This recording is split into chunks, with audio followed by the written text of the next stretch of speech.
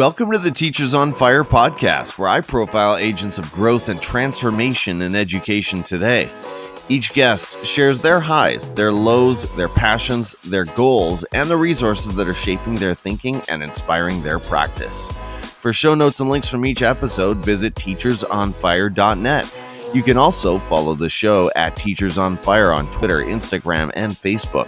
And of course, please subscribe to the show wherever you listen to podcasts. I'm your host, Tim Cavey. Let's meet today's guest. Today I'm speaking with Susan Jachymiak. Susan is a fourth grade teacher in Orland Park, Illinois.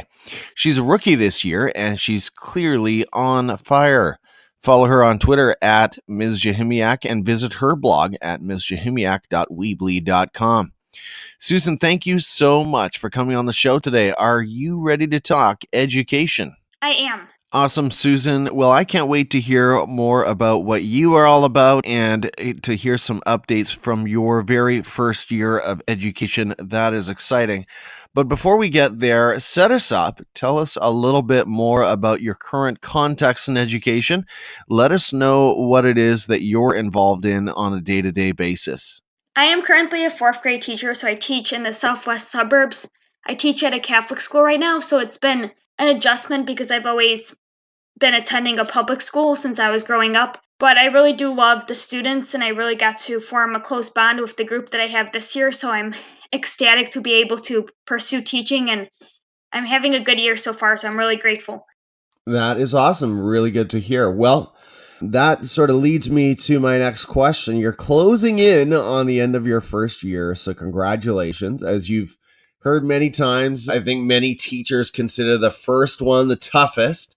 So could you share with us about a low moment or an experience of adversity along the way? I'm sure there have been a few, Susan, but share with us about one of those experiences and then how you overcame it. Yeah, so one challenge I faced is learning how to teach elementary students due to being accustomed to teaching middle school students. I got a middle school degree from Illinois State, so I was so used to teaching those students and adapting my curriculum to fit their needs. So then when I ended up getting a fourth grade position, I was excited, but I was also like, okay, so now I have to adjust to a whole different group dynamic because they're just so different. Like my adolescents had different needs, and then my elementary students have needs that were vastly different. So of course I had to adjust and accommodate kind of the way I was teaching and my teaching style with their needs. But I've adapted, and I think that it's great to have that experience teaching a different grade level because I know what curriculum my fourth graders are learning right now. And then I can, if I do end up teaching middle school eventually, then I can at least have a baseline to go off of. Yeah, great point. You kind of know what they are coming in with once you do, as you said, once you do make it to a middle school level, and who knows how long that will be or where your career will take you.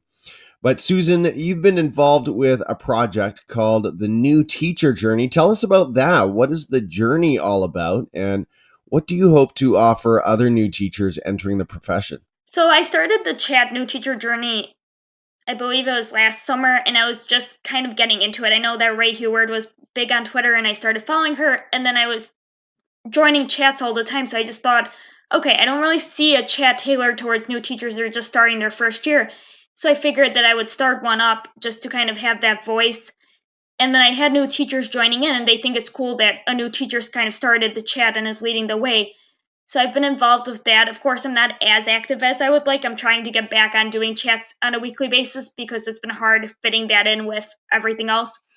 But I know that chat has been great because I was on it yesterday and just looking at the hashtag and seeing new teachers just post things that they're doing in their classrooms, and it's cool to be able to kind of have that documentation of what's going on in other classrooms. Totally.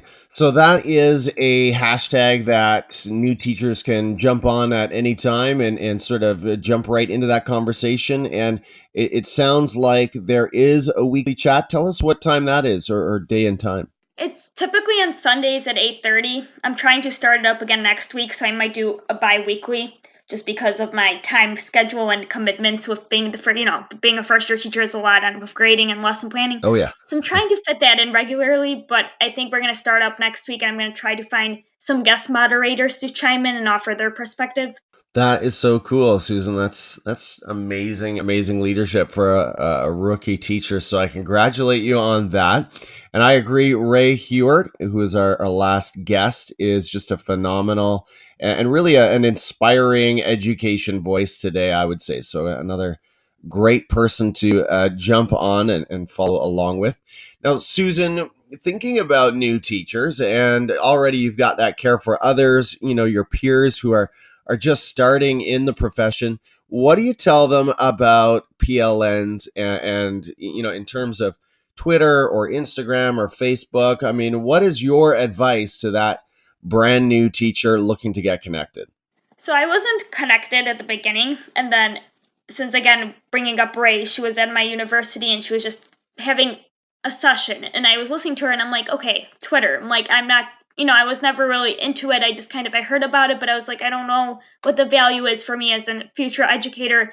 And then there was the time that I made the leap and I started doing one of her chats that she was hosting, and then I kept going with that. And I think after seeing how much I grew as an educator just by being on and hearing those different voices, I started to reach out to my colleagues at my university, my professors, and I'm like, okay, I'm on Twitter.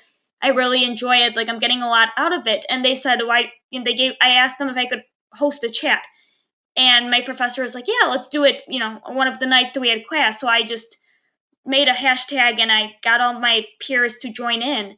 And it was so cool to see it on the screen and having other teachers kind of chime in and give their perspective. And then after that, my peers started to see the value of it. So now they're on and they're putting pictures up of their classroom and they're getting comments and started to follow other educators. But it's definitely an adjustment because they see Twitter as a social media, but they don't see it as a tool to kind of leverage that power of the PLN. So I think it's been great to see like my peers are starting to go on and starting to realize the value of getting different perspectives. That is so cool. Hey, if you're not following Susan at Ms. Jachymiak, okay, I'm saying it right. You need to, and let me just tell you, she has had an incredible year of networking, and she's got a ton of followers, and she's doing so much and sharing in so much. So definitely jump on board with her. There's a lot of good things happening at her account. Susan, tell us about this first year. So, for a lot of us, this is maybe a throwback, but for others who are new in the profession, this is still pretty recent. What's been awesome about teaching this year? What really excites you about education at the fourth grade level? I was really excited going into the school year because I finally had a classroom of my own, and it was nice to be able to decorate it and kind of figure out the theme. And then once the kids came in, just kind of getting to really know them. I know that I was telling them a week ago that I was really sad because I'm like, I have a few weeks left with you guys and that's it. And I was like, it might be hard on that last day. And I was kind of mentioning it to them and they're like, wait, we only have that much left. I'm like, yeah, the year is going by really fast. But they're my first group of kids. So it's kind of like you do have that stronger bond with them. But I've been excited because I see how much technology is growing. So I've been able to use, like I did exit slips online, and I'm trying to do, my kids love Prodigy, so they're playing math games online, and then I'm doing Mystery Skype, so I've been able to Skype with other teachers in different states I connected with them via Twitter, and they said, okay, let's connect our classes. So my students love being able to see other teachers and other students in different states and trying to guess where they're from. So that's been a great experience. Of course, I'm still learning how that all works, but having that first time to do it, I was able to figure it out to an extent, and now I'm kind of basing off of that for next year. Very, very fun. I love the mystery Skype idea. Another one that I've admired from a distance, and I actually have to get out there and try myself. I've got a class of 8th graders. How did you do the exit slips? I know there are different ways to do those. I'm thinking about the 4th grade level. What app or platform are you using to do those? So at first I was doing just paper and pencil ones, and then my students got into Google Classroom because we're trying to get like the younger kids to get on. So I started them with Google Classroom. I didn't know if they knew how to navigate it, and they're still trying to figure it out because of course they're young. So I had to teach them how to get on and how to find the resources. But I ended up using GoFormative. Okay. So I have that up, and I just put up a link, and then they go on at home and they do it. And they get to draw on the screen and like do the problem. So it's cool because I get to leave comments and they see them. So I've been playing around with it, and my kids, like, they're asking when they get an exit slip because they're so excited about it. So it's fun to see. That is cool. Susan, I know it's maybe an overwhelming question, but as you think about next year, what would be one professional goal or an area that you think, okay, I gave this a try, but this is an area I really need to improve in for next year? I think as a first-year teacher, I think I've tried to stay organized with everything that's going on, but I know that that's something that I want to figure out a system, because I have a lot in place, and throughout the year, I'm like, okay, this really needs to work more efficiently, so let's figure out a different idea to try. But I know once I started teaching, when you're figuring out the curriculum and how to teach these kids, you don't always have time to figure out how you're going to organize everything, because so much of it comes from just being on the spot and figuring out, okay, I have all these papers, they're piling on my desk, what do I want to do with them? So just figuring out a more effective system based on what I learned this year, and then trying to differentiate better, because I think I have like enrichment and remediation sheets for my kids. So whenever we finish a lesson, I give them one, and they're really good about telling me where they're at when I ask them. But I know that I want to figure out a better system to really meet my students where they are. Outside of education, Susan, what's another area of learning for you? What is it that ignites your passions and brings you alive as a human being when you leave the classroom? So this kind of relates to education, because I'm really big on growth mindset.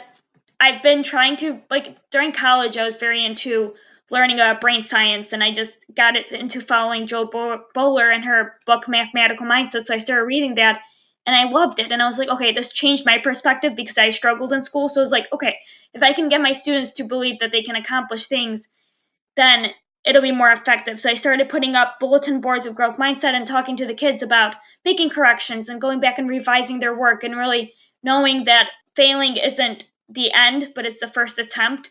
So they're trying. And my parents have really liked that I give them a chance to fix their mistakes and to learn from them, because they're always like, yeah, when my daughter used to fail, they just threw it out and that was it. And now they have to go back and actually see where they went wrong. So it's kind of a dynamic, because my school doesn't really do a lot of revisions, I guess. They're not into the standards-based grading. And since I had student teaching experience in that mindset, my brain is always on, like, going from a 2 to a 4, or going for a 2 to a 3 to be proficient. So I've tried to kind of figure out how that works with traditional grading, but it's definitely been a challenge. But I'm also just kind of taking baby steps towards that goal. Well, that's interesting. So you were gradeless in your practicum, but now in your first contract, you're back in a traditional mark system? Yes. Oh, wow. Okay. So in some ways, I mean, with all respect to your current context, every school is sort of at a different place with assessment. But yeah, it must feel in some ways like taking a step back. And you're right, those are very different mindsets.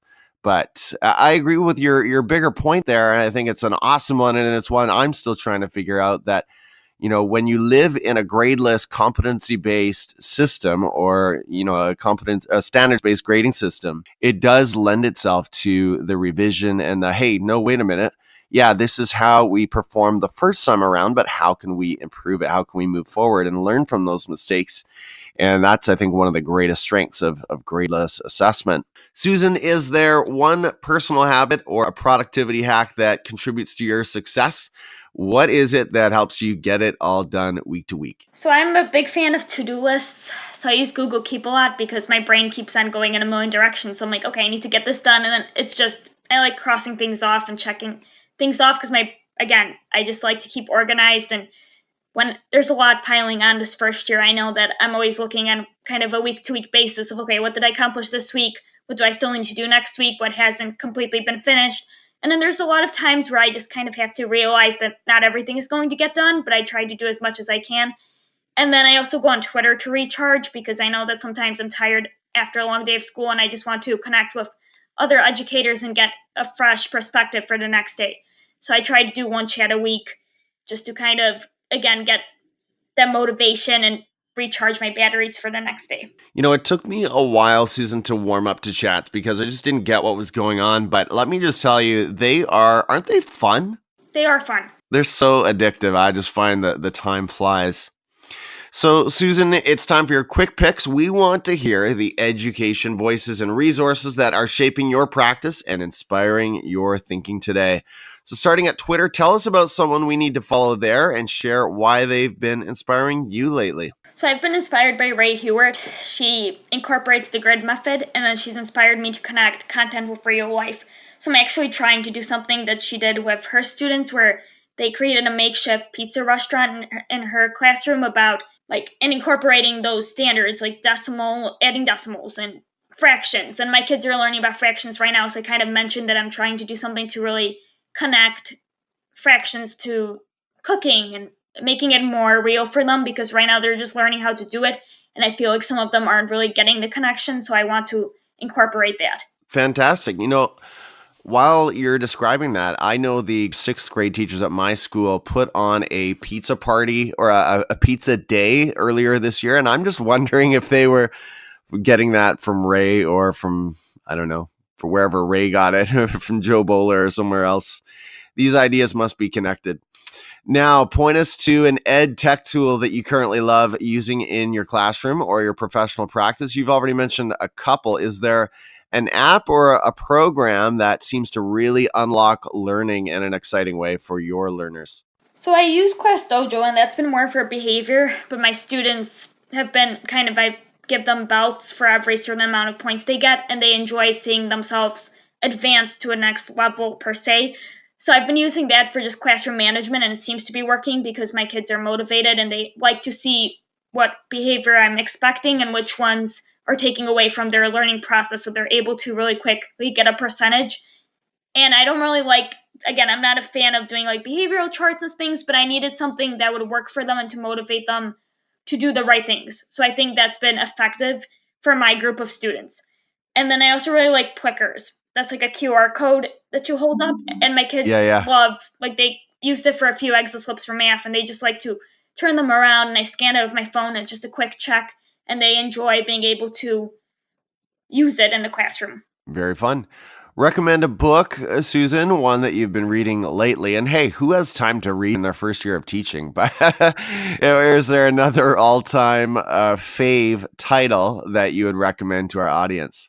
So besides Mathematical Mindsets, I actually was lucky enough to be published, I think last week. I only had 2 pages written, so it wasn't a lot, but I wrote something. So it's called Chasing Greatness. So that book is one that I'm currently reading because I'm in the back of it. So I have to read the first couple of chapters, but I skipped to my part. So then I was I need to actually read the book. Yeah. But the author is sending me a copy of it. So on spring break in 2 weeks, I could actually lay down on the beach and read it. So that'll be nice.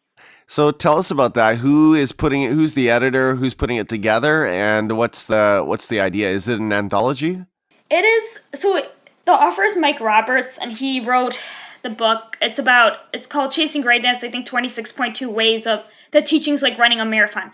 So every mile he put just a teaching analogy, and then he had a teacher voice at the end that kind of ties it up. So mine was that you can't compare yourself, or you shouldn't compare yourself to others. So I'm on mile 18. So it just it's my perspective on how, when you're a first year teacher, you're always looking at veteran teachers and thinking, okay, I should be where they're at. But then you have to realize that you have different experiences going in. Right. So that came out a week ago. So I was telling my students, I'm like, oh, I'm in a book. And they got so excited. So it was really cute to see them.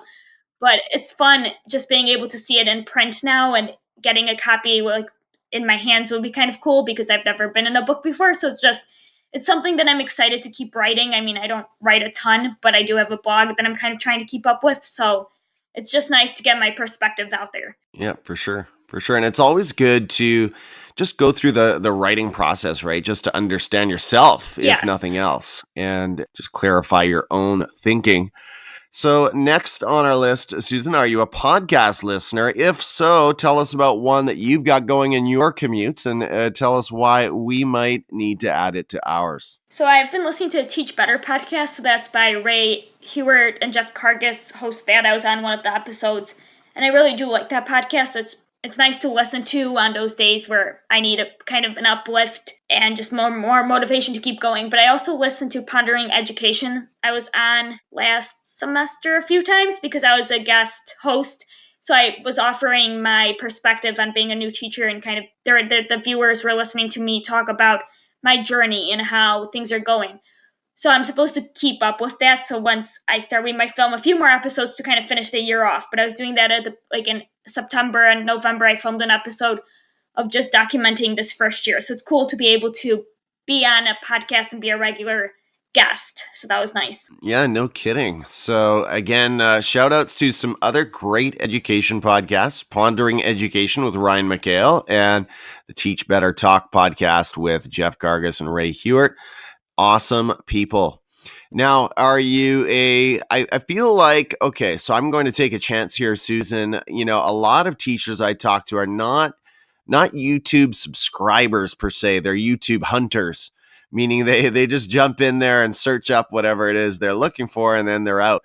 But I feel like you are the subscribing type. So if I'm right, tell us about a channel that you really enjoy and one that maybe you find amusing or useful, either professionally or just personally. Yeah, so I'm definitely more of a person.